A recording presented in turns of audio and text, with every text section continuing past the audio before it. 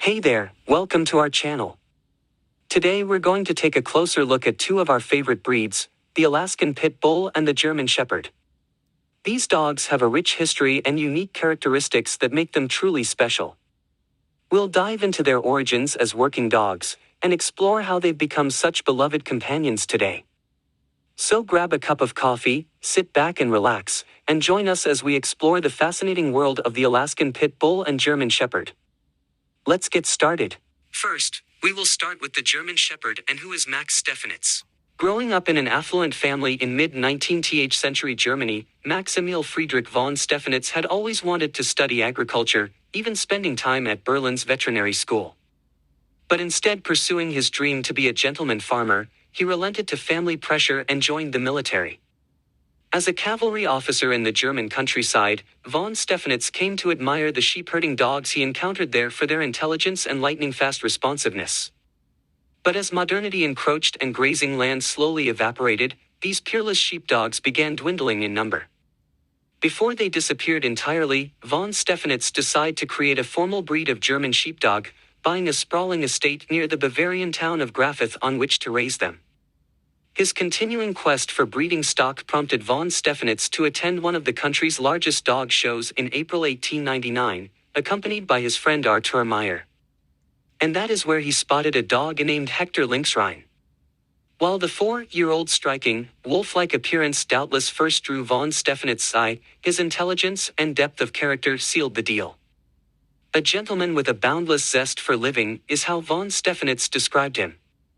Impressed, von Stephanitz gladly handed over 200 German gold marks to purchase the dog on the spot. Von Stephanitz gave this prized acquisition a new name, Horand von Grafrath, and, soon, a new identity. Within a month, von Stephanitz and Meyer founded the world's first German Shepherd Club, Verein für Deutsche Schäferhund, with a membership that included 3 shepherds, 2 factory owners, a mayor, an innkeeper, an architect and a magistrate. Horand was given the inaugural registration number SC1, effectively making him the first ever German Shepherd dog. Beauty and brains at the turn of the 20th century, when von Stephanitz began trying to standardize Germany's many flavors of herding dogs, the craze for identifiable breeds was cresting. But for centuries before, the prevailing philosophy had been, simply, beauty is as beauty does.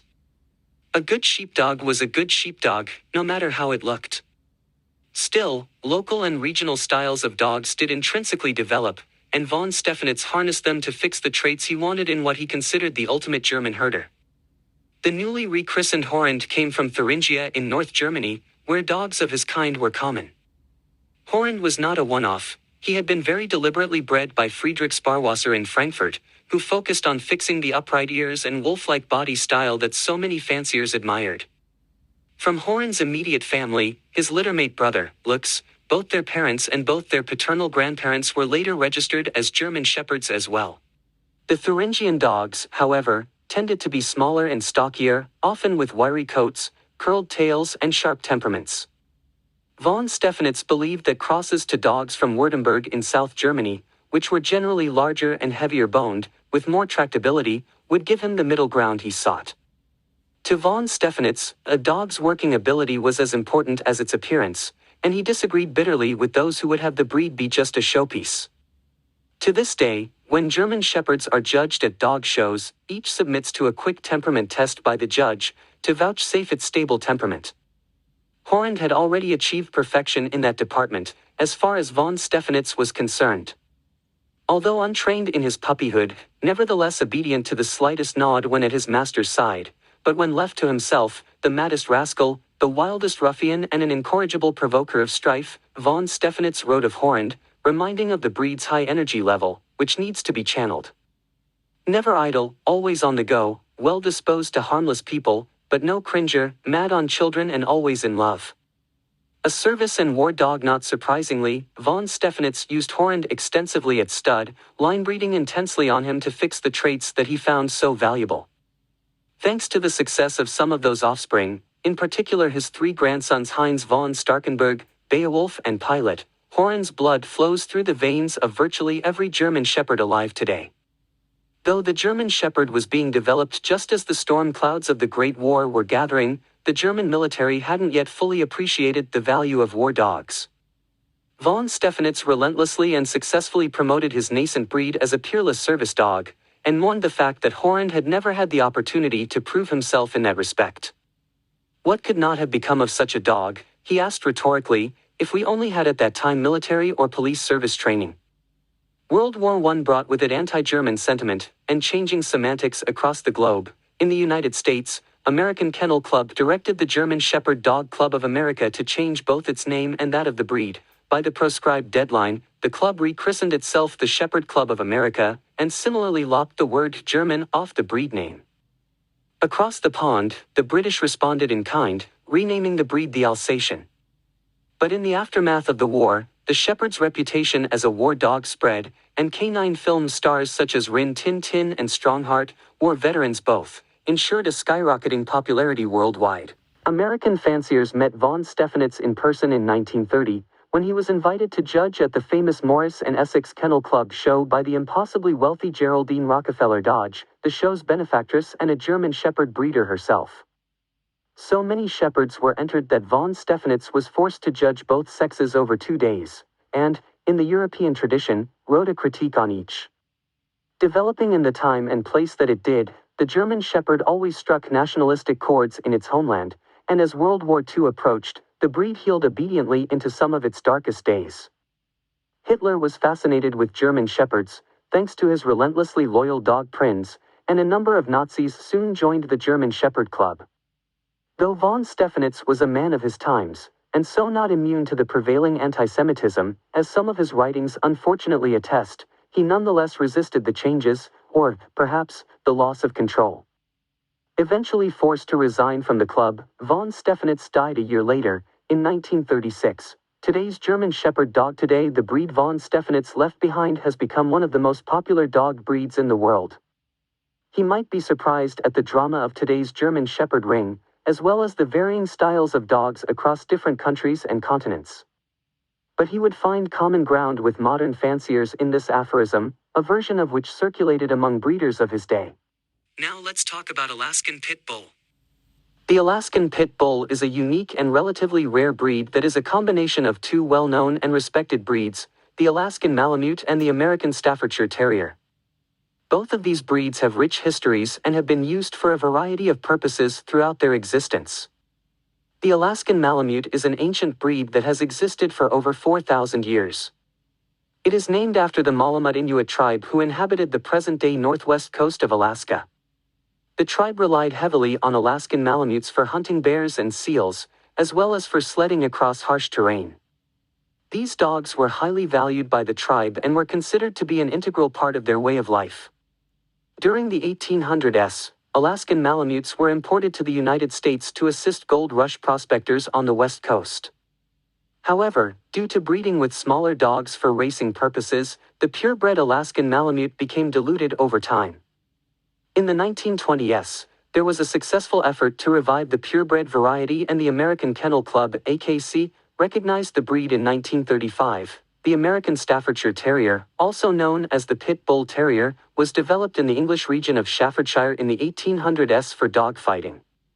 It was likely a mix between an Old English Bulldog and various terrier breeds. The breed fell out of fashion when dog fighting was outlawed.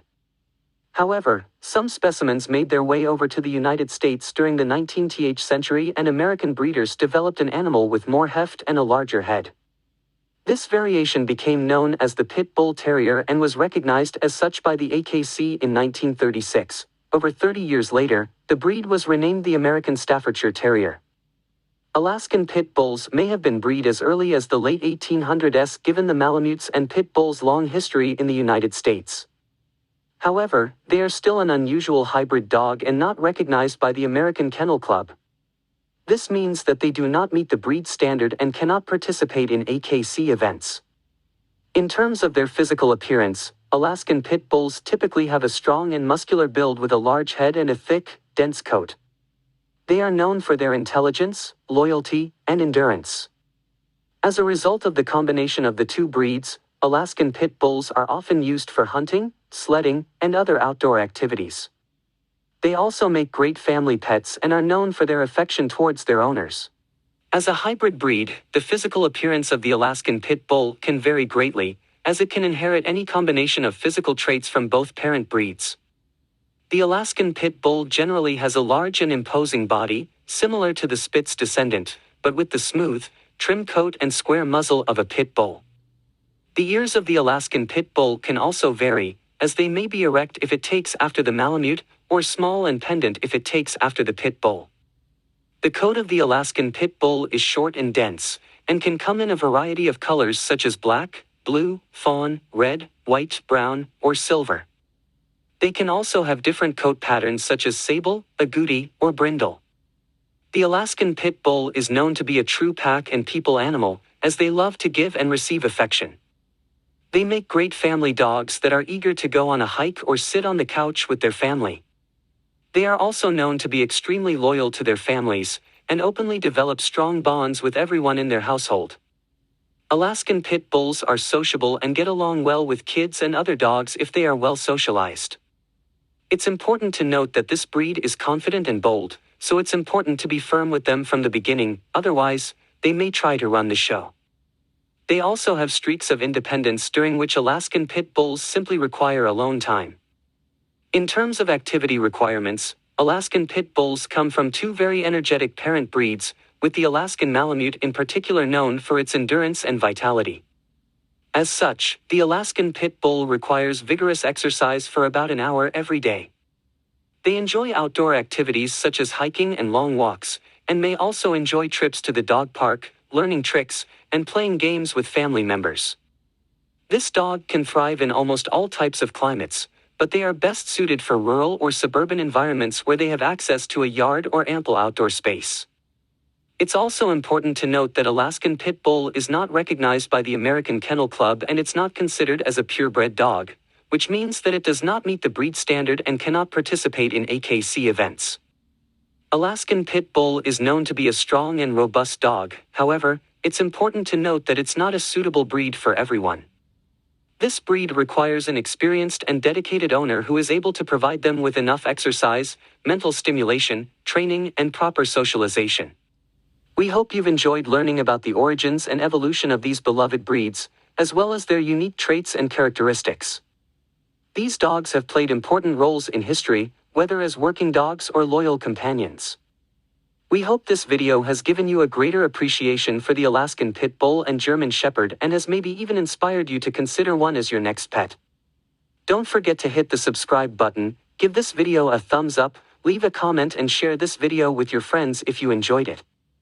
We would love to have you as a part of our community and keep you updated with more interesting videos on these breeds and many more. Your support means a lot to us and we appreciate it greatly. Thank you for watching, and we'll see you in the next video.